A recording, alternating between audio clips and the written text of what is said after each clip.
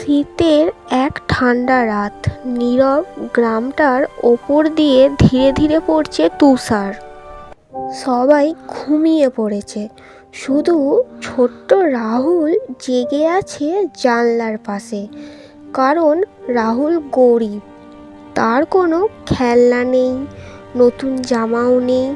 তবুও সে সান্টা ক্লজে বিশ্বাস করে। রাহুল ফিসফিস করে বলল, সান্টা, তুমি যদি থাকো, আজ শুধু একটু সুখ দিও। হঠাৎ আকাশে টিং টিং শব্দ। লাল স্লেজে চড়ে সান্টা ক্লজ নামলেন। সান্টা মুচকি হেসে বললেন, রাহুল, তুমি তো কিছু চাইলে না।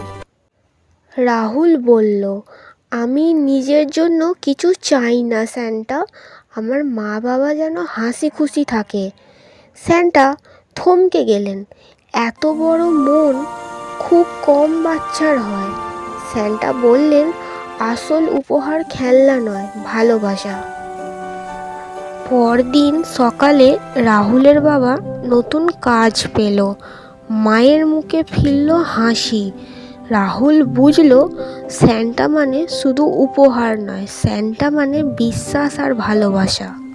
এইভাবেই সান্টা প্রতি বছর আসে এবং আমাদের আনন্দের উপহার দিয়ে যায়। গল্পটি কেমন লাগলো জানাবেন, ভালো লাগলে লাইক অ্যান্ড সাবস্ক্রাইব করে দেবেন।